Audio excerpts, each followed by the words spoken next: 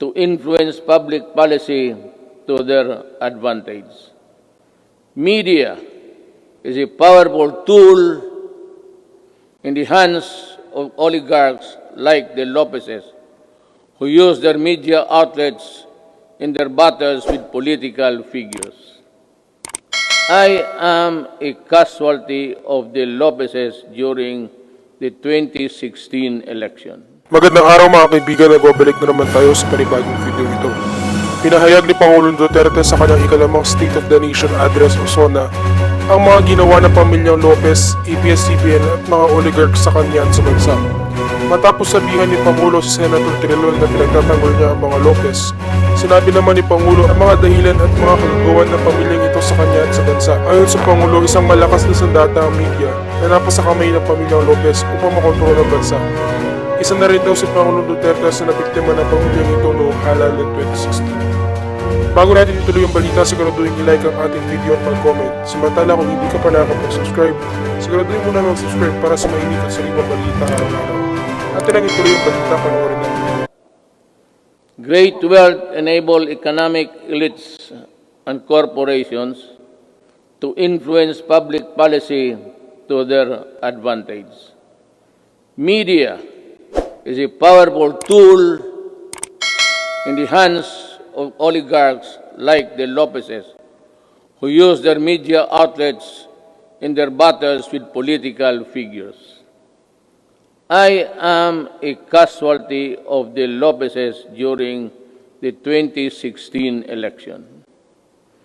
The dealers and purveyors of illegal drugs, hiding in the shadow of COVID-19, have stepped up their activities. The amount of shabu valued at millions of pesos seized during police operations speak volumes of the enormity and the weight of the problem that we bear. The corrupt, the grafters, and the influence peddlers also take advantage of their fear and confusion that coronavirus generates the financial and material assistance of government to the unemployed, the sick and the destitute, running into billions of pesos, are not spared from corruption and ineptitude. Even the donations for well-meaning private persons are schemed before reaching their intended beneficiaries. It is like snatching food from the mouths of the babes. The profiteers, overpricers, and the corrupt felons must be laughing while they stash their dirty monies, but not for long.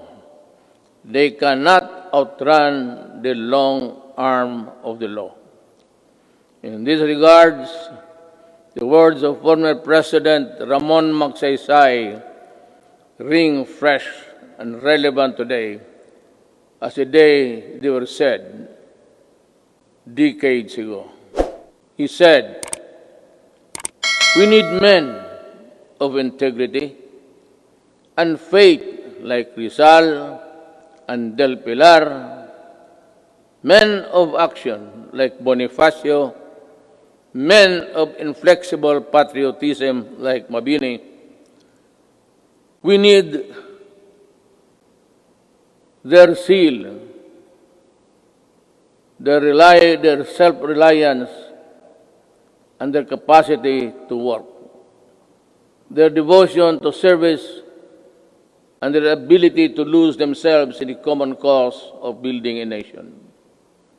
If we allow greed and self-interest and ambition to rule us, then, as stated by one prominent physician, we will be left with nothing better than the lesser evil instead of the greater good." In my inaugural address 4 years ago, I said that no leader can succeed at anything of national importance without significance unless he has the cooperation and support of the people he is tasked to lead and sworn to serve. The efforts and resources which we poured out produced the momentum needed to bring our country closer to our goals. Suffice it to say, we made significant strides over time. Over 4.3 million poor families benefited from the Pantawid Pamilya.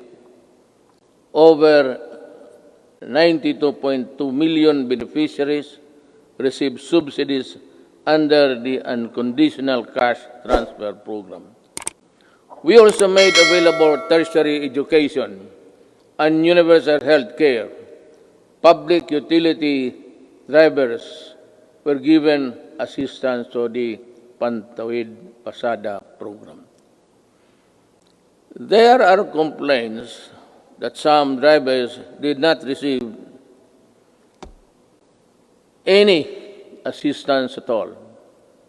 I have directed the SWD and DILG to look into this. I welcome the passage of the law postponing the barangay and sangguniang kabataan elections. The postponement saved much-needed government funds and ensured the implementation of projects under the current barangay officials. In the hindsight, it also saved us from holding the polls while we dealt and continued to deal with the pandemic. The Malasakit Centers Act has proven to be a great help to our less fortunate citizens needing medical services through one-stop platform in government hospitals. We commend the initiative and work of Senator Bongo in this regard, as well as other significant pieces of legislation as of today. There are 75 Malasakit centers serving Filipinos all over the country. These centers will be of great help in ensuring that our people remain healthy and resilient during these challenging times. The Salary and Standardization Law of 2019 increases the salaries of civilian government workers. I hope that this law will inspire our government workers to perform better and encourage young, brilliant citizens to join public service. I appreciate the law of establishing the National Academy of Sports. We can now give our deserving student athletes the training and the support they need to excel in their chosen field of endeavors. With the commitment of key members of Congress, the Executive Department, the FISGOC, or the Philippine Sports Commission, and the Philippine Olympic Committee, we're bound together with one vision to host the 30th Southeast Asian Games. Our athletes prevailed. More than that, we fostered pride, patriotism, genuine sportsmanship, and camaraderie in our South Asian brothers and sisters. Indeed, we won as one.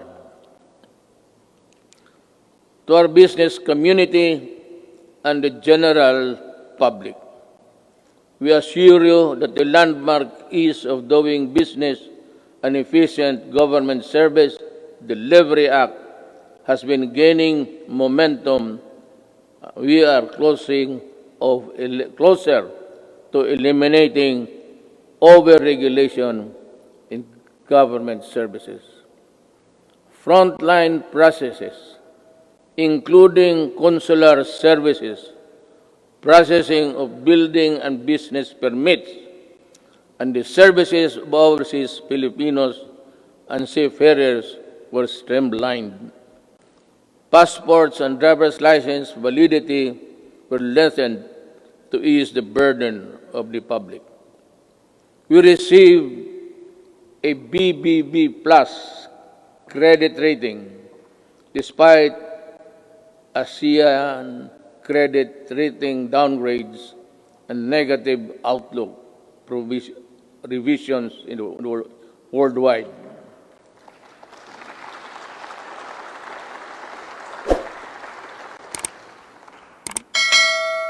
The Japan Credit Rating Agency upgraded us from BBB plus to A minus last month.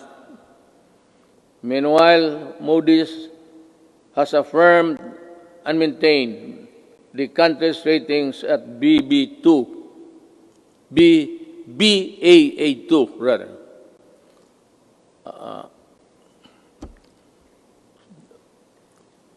To understand, because of the light, I have mine eyesight is not as good as new. Our fiscal position is strong, our economic fiscal management prudent, and our banking system robust. We are in a better position to weather the crisis caused by COVID-19 global pandemic. We have accomplished significant infrastructure projects under the Build program.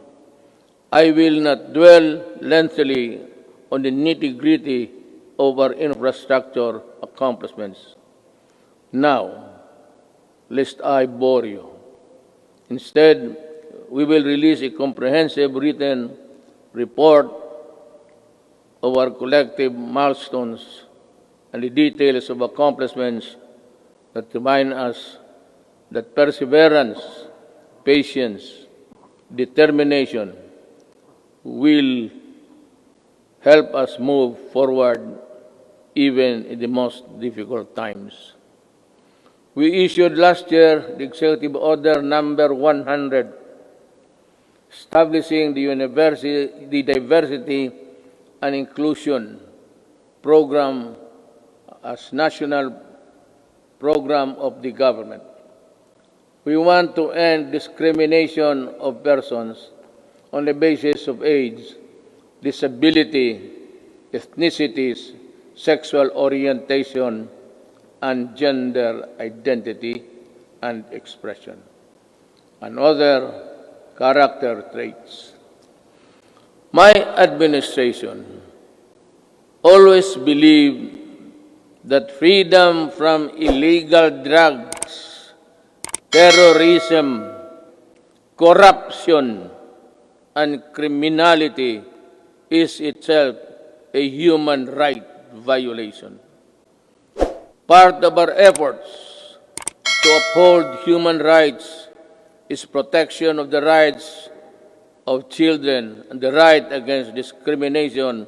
Early last year, I signed Executive Order number 92, creating the National Council Against Child Labor.